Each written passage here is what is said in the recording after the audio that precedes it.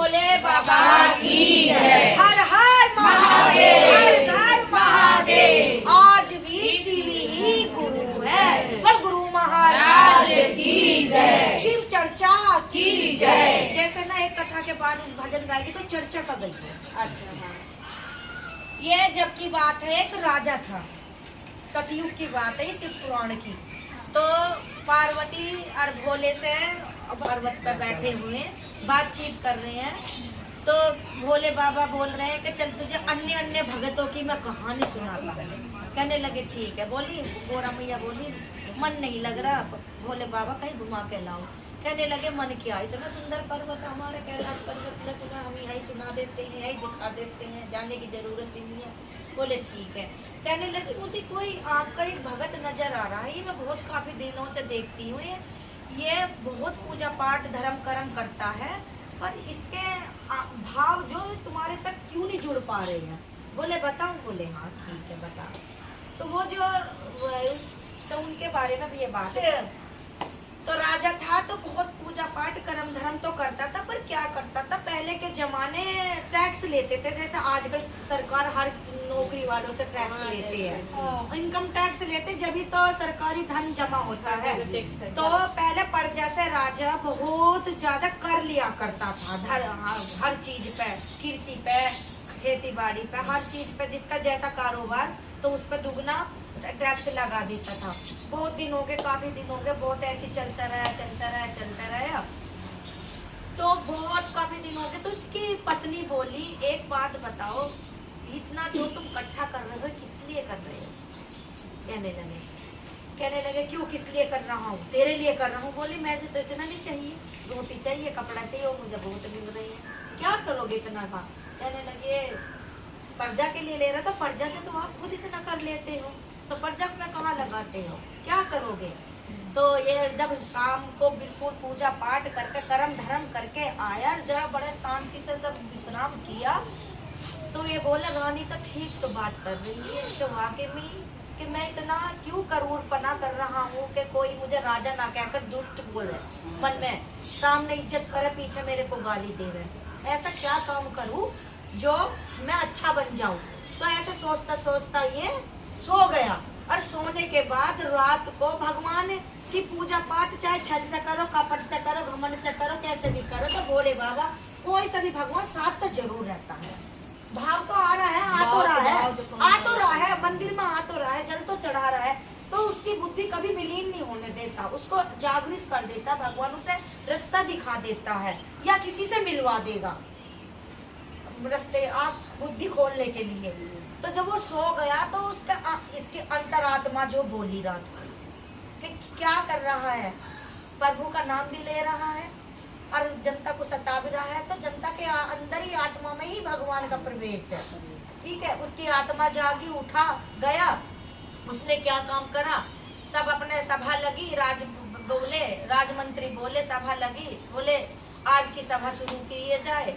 तो मंत्री लोगों से बोले कि एक मेरी अंतरात्मा ने आवाज दी है कि ये कर जो टैक्स है सब बंद किया जाए, और जो राज खजाना है वो खोल दिया जाए, और खोलने के बाद कुएं, पियाऊ, धर्मशाला, मंदिर, हवन, कीर्तन, पूजा पाठ, गरीबों में वस्त्र, अन्न, धन, भंडारे किए जाए। कहने लगे ठीक है। तो जब शुरू कर दिया, करते करते बहुत काफी दिन हो गए, 8, 10, 15 महीने हो गए। अब तो इसको भी देख के उसके मन में ये आ गया, ये मैं करा रहा हूँ, ये भवन बनवा रहा हूँ, पियाऊ बनवा रहा हूँ, मंदिरें बन रहे हैं, धर्मशाला बन रहे हैं। तो उसने क्या सोचा, इस जन्म के लिए तो तूने बहुत कुछ कर लिया, और अगले जन्म के लिए तूने क्या किया, अगले जन्म के लिए भी तो कुछ शुद्धिकरण कर, कि तुझे आगे कुछ जाके मिले। खाता क्यों खाली छोड़ रहा है, पुण्य कमा, उसको बैलेंस को भर, पैसों से भर, किसी भी चीज से भर, कुछ भी कर, अच्छे काम कर। तो अच्छे काम तो यही थे, मंदिर बनवाना, कुएं खुदवाना, पियो लगवाना, गरीबों की सहायता करना, बस धर्मशाला तो करा तो वो बहुत रहा था। कहने लगा अगले जन्म के लिए कर रहा था वो, उसके अंतरात्मा ने, भगवान शिव ने उसको जगाया।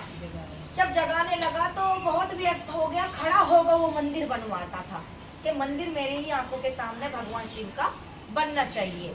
ठीक है, तो वहां से शंकराचार्य उस जमाने में शंकराचार्य गुजर रहे थे। वो भारत के कोने कोने में घूमते थे, धर्म का प्रचार करते थे। भगवान शिव के अवतारी थे शंकराचार्य। दक्षिण में उन्होंने एक मठ बनाया है, उनका आज भी वो मठ चलता है शंकराचार्य का। और वहाँ जाओगे ना श्रीनगर में शंकराचार्य का बहुत बड़ा मंदिर है, वहाँ पे मैं गई थी। जम्मू बीबी कैंट डल झील के पास शंकराचार्य पहाड़ी पे है। हाँ, तो वहाँ पे भी शंकराचार्य ने, तो शंकराचार्य अपने साधु संतों और चेलों के साथ उस नगर से गुजर रहे थे। उन शंकराचार्य भगवान शिव का अवतार थे। जब गए तो उन्होंने बोला कि जाओ हम तुम्हारे राजा से मिलना चाहते हैं, हमारी भेंट कराओ। आया, बोला कोई आपके यहाँ पर साधु संत आए महाराज जी आपसे भेंट करना चाहते हैं। बोले अभी मैं व्यस्त हूँ, बोल दो फिर कभी आए, अभी तो मुझे टाइम नहीं है, शाम को बोलना या सुबह को बोलना। कहने लगे ठीक है। तो गए, वो राजा बहुत व्यस्त है, नहीं किसी से मिलना नहीं चाहते, आप सुबह आओ या शाम को। बोले हम भी व्यस्त है, हम भी आ गए यात्रा पे जा रहे हैं और बहुत जरूरी काम है, 1 मिनट के लिए राजा से जरूर मिलना चाहिए। कहने लगे, फिर आया, कहने लगे महाराज जी मिल लो। बोला अच्छा ठीक है लेकर आओ, क्या काम है, क्या जरूरत है। तो आए, कहने लगे शंकराचार्य से बोले बोलो साधु से बोले बोलो जल्दी जल्दी बोलो, मुझे मैं बहुत व्यस्त हूँ, मुझे टाइम नहीं है, बोलो जल्दी करो, क्या बात करनी है। तो साधु शंकराचार्य क्या बोले, बड़े निर्भरता से प्यार से बोले, हे राजन मैंने सुना है तू अगले जन्म में पुण्य कमा रहा है, अगले जन्म के लिए स्वर्ग जाने के लिए, तो तू एक मेरा काम कर दे भाई। बोले क्या काम कर दूं। कहने लगा जब तू स्वर्ग में जाएगा तो वहाँ मुझे देवी देवता मिलेंगे और उनके फटे पुराने जो कपड़े हो जाएंगे मैले, वो मैं उनको सिल के दूंगा। और तू एक काम कर दे, तू स्वर्ग की जाने की तैयारी कर रहा है और मुझे इतना टाइम नहीं है, मैं भी आगे जा रहा हूँ, तो ये जब तू जाएगा स्वर्ग में तो मुझे ये सुई दे देना। जब तू स्वर्ग में मुझे मिलेगा तो ये सुई दे देना, मैं तेरे से ये सुई ले लूंगा। तो राजा बोला क्या बाबा बात करते हो, मरने के बाद कौन क्या ले जाएगा, मैं कैसे ले जाऊंगा सुई।